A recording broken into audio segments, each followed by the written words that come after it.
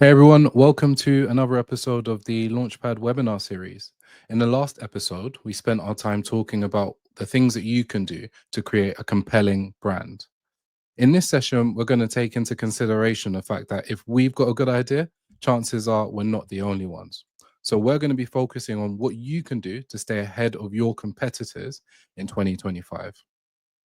So the focus of this session is broken down into a few key sections. And this actually is a framework that you can use for pretty much any of your competitor analysis. So we're going to start off with segmenting our customers and identifying their hot buttons. We'll talk more about that in a moment. We'll then identify who our key competitors are based on who our customers are taking into consideration. We'll then look at profiling and segmenting our competitors before we identify and leverage our differentiators.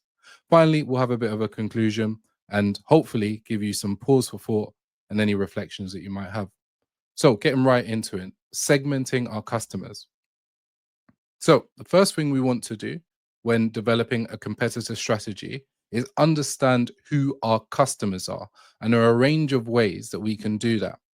We can create and validate customer personas, which we'll talk about in a moment, but we can also analyze web traffic. So if you have a web builder with good analytics on the back end, they can provide you a lot of useful information about who your competitors are. We can integrate third-party CRM, that's customer relationship management tools, to help us analyze who our customers are. And then we can use marketing automation platforms, again, to help us with our segmentation. Customer segmentation is the art of dividing your target market into smaller groups with similar characteristics. And there are different ways that you can segment your customer. You may have heard of some of these phrases. It could be demographic, it can be behavioral, it can be psychographic, it can also be geographic. So let's delve into each one in a bit more detail. So when we talk about demographic, we're talking about information which describe a certain population's characteristics. This can be things like age, gender, income, and location. When we think about behavioral characteristics, these are things that describe the way a customer might interact with your brand. So their purchasing habits, their spending habits, also their status on your website, for instance. When we think about psychographics, we talk about personality traits, what they value, their attitudes, their interest, even political leaning, for instance, will come into psychographics. And then finally, probably the most straightforward is geographic. Where are they in the world? So postcode, city, country, etc. Customer segmentation can also be done using data-driven analysis. So, for example, if you've got a well-known web builder such as Shopify, Squarespace, Wix, or even WordPress, they can provide you with a lot of detail on the back end of your website to help you analyze your customers. You can also use customer relationship management tools, which can plug in to your website, again, to help you better understand who is interacting with your online platforms. And then finally, you can use things like social media or marketing automation platforms that have some really good analytics. Instagram, for example, has got some really good insights around who is accessing or viewing your content, which again can inform some of your future strategies. So to help bring some of this to life, I'm going to use one of my previous clients, somebody who I coached in the past. Jess and the Beanstalk was a family coffee shop. And to help us understand who Jess and the Beanstalk was serving, we did some persona analysis.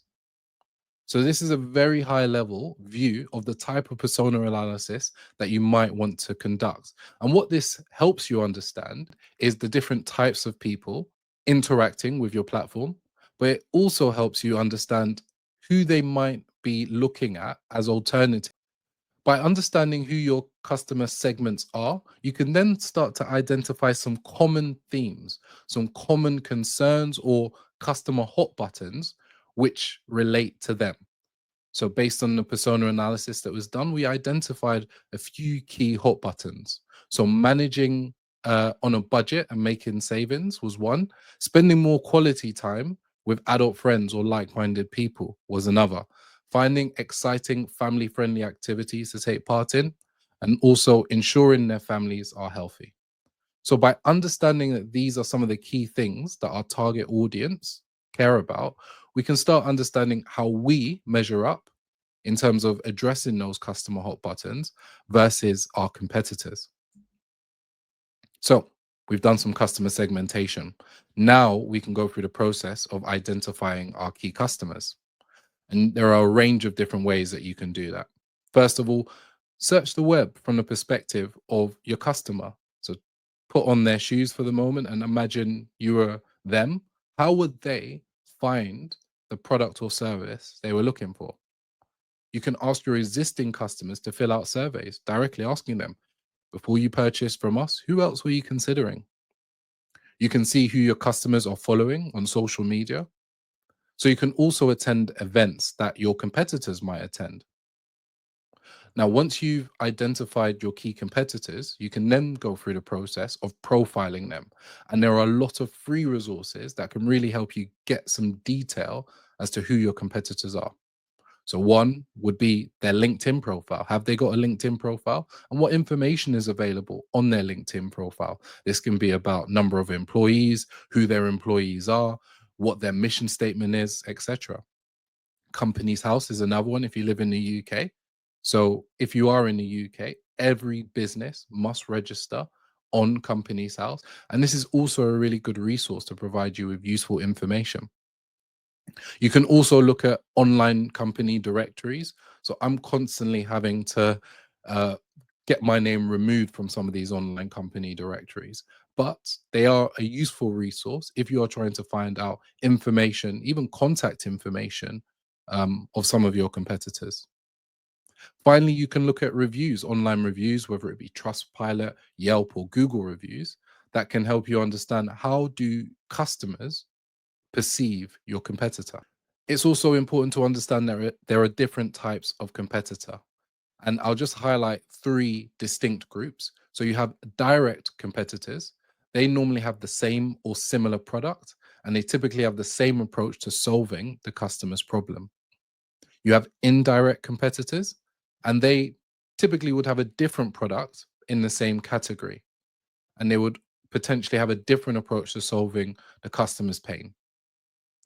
And then you have a replacement competitor. And this is a completely different product, typically, or a completely different way to meet the customer's need. So let's look, for example, at the automotive industry. And if I was Audi, who might a direct customer be? Well, Mercedes comes to mind, similar market, similar style of vehicle. An indirect competitor might be a motorcycle company, let's say Ducati, for instance. A replacement competitor would be Transport for London. Completely different way of solving the customer's issue, which is I need to get from A to B. Let's look at the GOAT chocolate bar, Snickers, best chocolate bar in the world. Who might a direct competitor of Snickers be? Well, Kit Kat would be an obvious one. What about an indirect competitor? Walker's Crisp. So a similar category, both snacks, both trying to solve the same customer pain, which is I'm hungry and I want something quick and easy to eat. But you wouldn't necessarily consider them a direct competitor. What about a replacement competitor? Well, an apple could be considered one, or a diet, potentially making the decision not to have any snacks whatsoever. So, a company which is encouraging you to avoid snacks and sweet treats would be considered a replacement competitor. You're replacing your snack with nothing or with a healthy alternative. So, going back to Jess and the Beanstalk and thinking about who those direct competitors are, here are a couple. And there's a lot of detail that you can clearly identify in terms of who those competitors might be. You can capture some quick facts, but you can also start to consider what their strengths and weaknesses are. And the reason why this is important is it helps you understand what you can do to stand out and differentiate yourself from your competitors. There are also a range of replacement competitors. If you're a coffee company, there are a lot of other establishments that you can get a good cup of coffee from. So it's worth considering as you start to develop your competitor analysis. So we've learned how we can profile and segment our competitors. And the last thing we want to do is identify and leverage your differentiators. So first we can focus on workshopping what we think our differentiators are. And then we need to communicate those differentiators, not because we know for sure that they are our differentiators, but because we need to test them with our customers. Do they think they are our differentiators? Do they even care about the things that we think are important as differentiators? And once we do that, we can then refine. So regularly review our differentiators to assess whether they're actually still important to our target customers. And as you can see from this image, there are loads of different ways you can differentiate your company. You can focus on being the cheapest or the, the best value. You can focus on being the highest quality. You can focus on being the most convenient. You can also think about being the safest. You can look at being the greenest company, or you can focus on being the company that makes the customer feel the best. So whatever way you want to differentiate, the key there is making sure that the language that you use, the messaging, the way that you interact with your customers reflects the way that you think you want to differentiate. So again, back to that Jess and the Beanstalk example. Here we have some differentiator analysis. So these are some of the key things that we thought were differentiators for Jess and the Beanstalk. And there's a few questions you can ask yourself when looking at differentiators. Is my differentiator valuable? Is my differentiator rare? And by rare, is it hard to find? Is my differentiator inimitable? And what we mean by that is it hard to imitate? Is it something that actually took a lot of time and effort to create, and therefore other companies, other competitors couldn't just spin up a similar solution? And are we organized to deliver it? And what we mean by that is your organization, is your business model uniquely set up to deliver this differentiator where other organizations may not be? So once you've identified your differentiators, there are different ways that you can leverage them. To help us with that, you can use the 7 Ps of marketing. So I'll give you some examples. Product. You can emphasize the features that make your product unique. Promotion. You can ensure that your differentiators are clearly outlined in your marketing content. Process. Highlight how your operating practices are different from your competitors. People. Focus your efforts with specific demographics that your competitors may not be working with. Physical evidence. Let your customers have a free trial or identify trade shows that your customers can get hand-on experience with your product. Place. Consider the digital or physical platforms where your competitors aren't currently present. And finally, price. Adjust your price to complement your brand messaging.